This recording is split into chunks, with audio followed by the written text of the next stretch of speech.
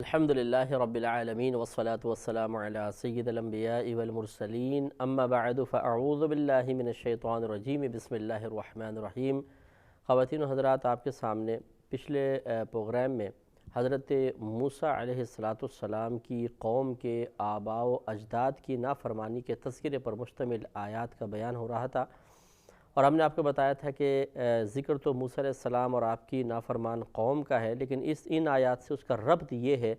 کہ اللہ تعالیٰ نے ان کے آباء و اجداد کا تذکرہ فرما کر پھر قوم موسیٰ علیہ السلام کی مذمت بیان فرمائی تھی۔ اس اعتبار سے ان آیات کا موسیٰ علیہ السلام کی قوم اور خود موسیٰ علیہ السلام کے واقعات سے خاص ایک ربط ہے، اس لیے ہم نے اس کو اپنے شامل درس کر لیا ہے۔ اور بات یہ چل رہی تھی کہ اللہ تعالیٰ نے بنی اسرائیلیوں کو، یعنی جو موسیٰ علیہ السلام کی ہم قوم تھے، ان کے آباء و اجداد کو یہ حکم ارشاد فرمایا تھا کہ ہفتے کا دن تمہارے لیے قابل تعظیم دن ہے، جس کی تعظیم کی ایک صورت یہ بھی ہوگی کہ تم ہفتے کے روز مچھلیوں کا شکار نہیں کرو گے۔ اور یہ اللہ تعالیٰ کی طرف سے آزمائش تھی کہ ہفتے کے روز شکار بہت ہی کثیر آتا تھا، اور جن بقیہ 6 دنوں میں اللہ تعالیٰ نے شکار کی اجازت مرحمت فرمائی تھی، ان میں بہت ہی کم مچھلیاں قابو میں آتی تھیں۔ تو اب یہ کب تک صبر کرتے؟ آخر نہیں کرنا تو چاہیے تھا، لیکن بہرحال ان کی طبیعتوں نے صبر کو قبول نہ کیا، بے صبری پیدا ہوئی، اور انہوں نے یہ مکروہ منصوبہ بنایا کہ ہم ایسا کرتے ہیں کہ ہفتے کے سے پہلے ایک دن پہلے ہی ہم اس دریا سے نہریں نکالتے ہیں اور آگے گڑھے بنا دیتے ہیں، مچھلیاں ہفتے کے روز گڑھوں میں آئیں گی، اس دن ہم شکار نہیں کریں گے، اتوار کے روز شکار کر لیں گے۔ لہٰذا ایک دن پہلے گڑھے بن گئے، پھر ہفتے کے روز مچھلیاں جب گڑھے میں آ جاتی تھیں تو یہ نالیاں بند کر دیتے تھے، یعنی ہفتے کے روز، اور اتوار کو پھر ان مچھلیوں کو پکڑ لیا کرتے تھے۔ اور اس طرح یہ حیلہ اختیار کرنے کے بعد انہوں نے سوچا کہ اب ہماری گرفت نہیں ہوگی آخرت کے اندر، کیونکہ ہم نے ہفتے کے روز باقاعدہ مچھلیوں کو شکار تو نہیں کیا، لیکن یہ اللہ تعالیٰ کی طرف سے نافرمانی شمار ہوئی۔ اور ہم نے آپ کو بتایا کہ 3 ان کی قوم میں گروپ بن گئے تھے، ایک ان کو منع کرتا تھا، سختی سے روکتا تھا، جب یہ باز نہ آئے تو ان کا سوشل بیک آؤٹ کر دیا اور قطع تعلق کر لیا گیا۔ دوسرا گروپ وہ تھا کہ جو خاص یہ نافرمان لوگ تھے، یہ باز نہ آئے، اور تیسرا گروپ وہ تھا کہ جو یہ جیسے ہمارے یہاں بھی ہوتا ہے کہ بھئی ہم نہ کسی کے پھڈے میں نہیں پڑتے ہیں، کوئی کر رہا ہے تو خود کرے، ٹھیک ہے کوئی بات نہیں، نہ منع کریں گے نہ ان کے ساتھ شامل ہوں گے، اس طرح کے وہ لوگ تھے۔ 3 گروپ ہو گئے۔ تو اللہ تبارک و تعالیٰ نے جب لوگوں نے ان کو سمجھایا یہ باز نہ آئے تو پھر ان کو بندروں کی شکل میں بدل دیا اور یہ ہلاک و برباد ہو گئے۔ یہی بات ہم یہاں پہ بیان کر رہے تھے کہ ہفتے کے روز کثیر شکار کا آنا اور بقیہ 6 دن میں شکار اتنی کثرت سے موجود نہ ہونا، دراصل یہ کوئی اتفاقی بات نہیں تھی، بلکہ اللہ تبارک و تعالیٰ کے ارادے سے تھی، اور یہ ان لوگوں کے لیے ایک عظیم آزمائش تھی۔ اور ایسا ہی ہوتا ہے، ہم نے آپ کو بتایا کہ اس قوم میں بھی، ہمارے ہاں بھی ایسے ہی ہوا کہ اللہ تبارک و تعالیٰ نے ان بہت سی چیزوں کو منع فرمایا جن میں اٹریکشن ہے، محبت، ہمیں اس سے محبت پیدا ہوتی ہے، دل مائل ہوتا ہے، اس سے حظ نفس حاصل ہوتا ہے، مزہ حاصل ہوتا ہے، بہت کثیر لذت حاصل ہوتی ہے، لیکن اللہ تعالیٰ نے ان سے منع فرمایا۔ اور یہی آزمائش ہوتی ہے کہ انسان اپنے اللہ تبارک و تعالیٰ کی رضا کی خاطر اپنے مزوں کو، اپنے آرام کو، اپنی آسائش کو، اپنی تمناؤں کو، اپنی خواہشات کو قربان کر دے، تبھی اس کے بدلے میں اللہ تبارک و تعالیٰ اپنی اخروی عظیم ترین نعمت عطا فرماتا ہے، اور وہ اللہ کی رضا ہے،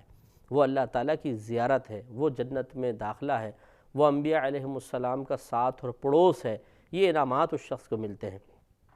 تو ہماری بات یہ چل رہی تھی کہ اس قوم نے صبر کیوں نہیں کیا؟ صبر اسی لیے نہیں کیا کہ ہفتے کے روز جو شکار ان کو نظر آ رہا تھا، اور اس شکار کو پکڑنے کے بعد جو پھر پیسے اس کے پیچھے نظر آ رہے تھے، اس دولت نے، اس دنیا نے ان کو اپنی طرف مائل کیا، اور اس دولت کے مقابلے میں اللہ تبارک و تعالیٰ کے حکم کو رد کرنا ان کو بہت ہی آسان اور معمولی محسوس ہونے لگا، اور انہوں نے اس مزے کو حاصل کرنے کے لیے اللہ کے حکم کو ٹال دیا۔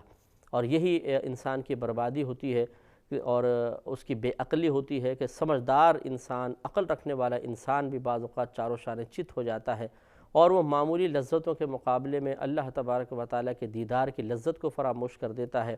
اللہ تعالیٰ کے احکام کی اہمیت اس کی نگاہوں میں کچھ بھی نہیں رہتی ہے، اور وہ تباہ ہوتا ہے۔ تو ہمارے ہاں میں نے آپ کو بتایا تھا ایسی ہوتا ہے کہ مثال کے طور پر حلال کمانے جاؤ تو بڑی مشکل سے ملتا ہے، اور حرام کمانے کی طرف انسان آ جائے تو بے تحاشا آنا شروع ہو جاتا ہے، کثیر آنا شروع ہو جاتا ہے۔ لیکن ہم نے اور آپ نے بھی مشاہدہ کیا کہ حلال اگر آتا ہے تو اپنے ساتھ تھوڑی بہت دنیا کے اندر پریشانیاں تو ہوتی ہیں، لیکن ذلت نہیں ہے، رسوائی نہیں ہے، بربادی نہیں ہے، بری موت نہیں ہے، عذاب قبر نہیں ہے، میدان محشر کی ذلت نہیں ہے، جہنم میں داخلہ نہیں ہے، بلکہ جنت ہے، اچھی موت ہے اور انعامات قبر ہے۔ اس کے برعکس اگر حرام انسان کماتا ہے، ایک تو اصول ہے کہ حرام آسانی سے تو ملتا ہے لیکن اپنے ساتھ بے برکتی لے کر آتا ہے، بیماریاں، پریشانیاں، لوٹ مار، ڈاکہ اور پھر ناگہانی آفات، بے برکتی بہت ہوتی ہے، پیسہ کثیر آتا ہے لیکن پتہ نہیں چلتا کہاں چلا گیا، یوں کہ یوں نکل جاتا ہے اور انسان تباہ و برباد ہوتا ہے۔ اور اسی طریقے سے پھر انسان جب اس چیز سے باز نہیں آتا اور کثرت سے معاملہ کرتا رہتا ہے تو کبھی ایسا ہوتا ہے کہ دنیا میں گرفت ہو جاتی ہے اور ذلیل و رسوا ہو جاتا ہے۔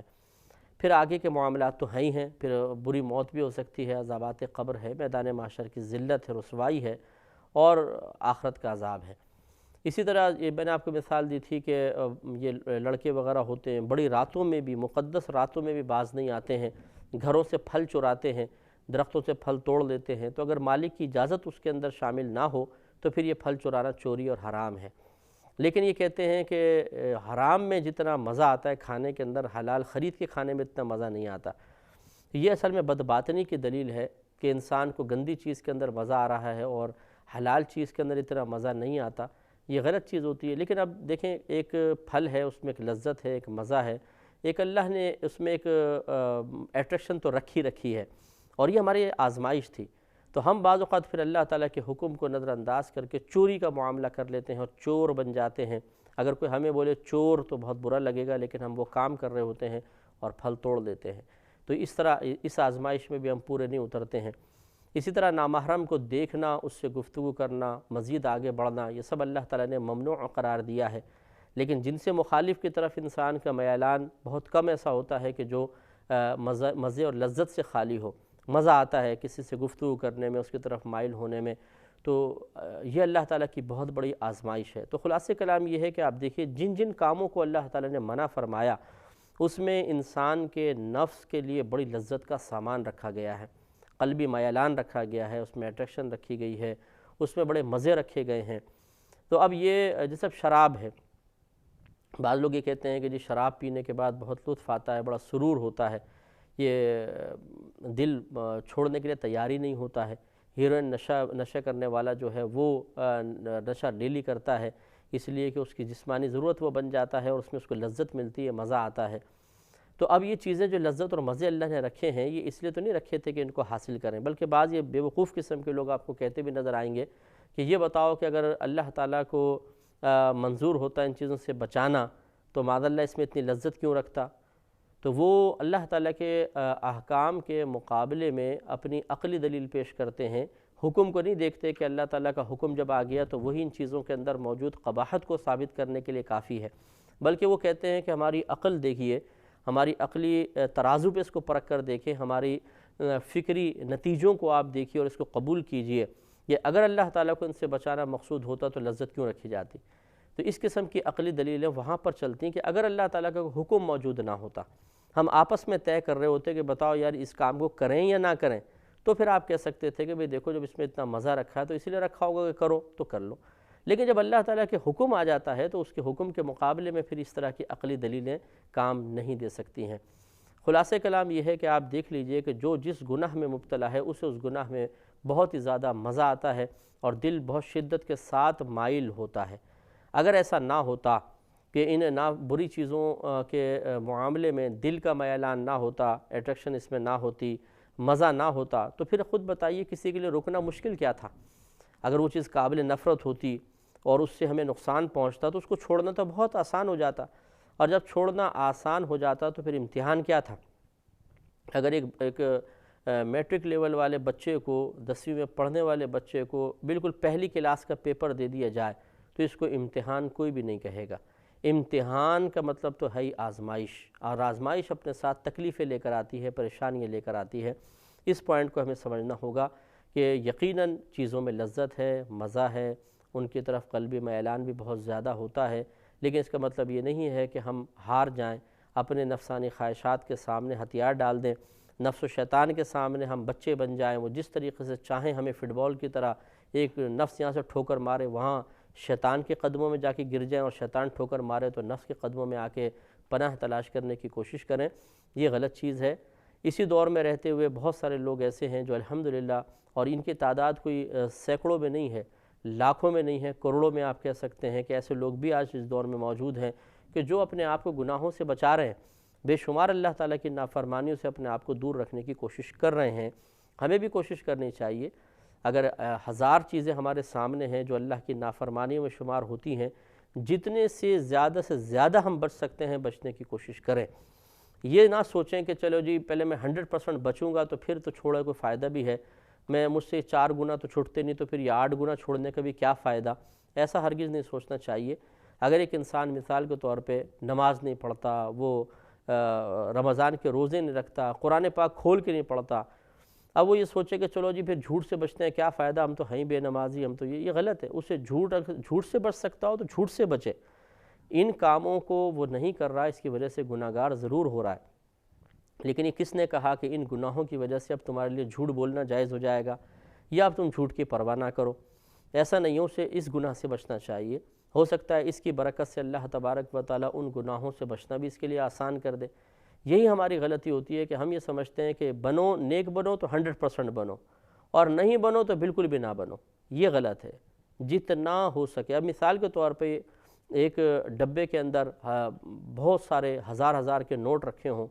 اور اس میں سوراخ، چھوٹا سوراخ کر دیا جائے، اتنا کہ میں بڑی مشکل سے اپنا ہاتھ ڈال کے بہت ہی دقت سے ایک نوٹ نکالوں، تکلیف بھی ہو، اذیت ہو، اور کوئی مجھے بولے کہ جی آپ ہاتھ ڈال کے نکال لیں جتنے نوٹ نکال سکتے ہیں۔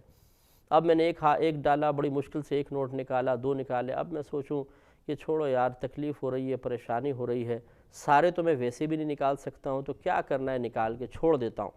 تو یہ آپ مجھے کہیں گے آپ سمجھدار نہیں ہیں، جتنے ہو سکیں وہ تو نکالیں، جتنا آسانی سے ہاتھ جا سکے، جتنی تکلیف برداشت کر سکیں، سارے نہیں تو 8-10 ہزار تو ہاتھ میں آئی جائیں گے۔ تو اسی طریقے سے معاملہ یہاں پر بھی ہے کہ اگر ہر گناہ سے انسان نہیں بچ سکتا تو کچھ گناہوں سے تو انسان بچے۔ بسم اللہ ہمیں کرنی چاہیے، ابتدا کرنی چاہیے،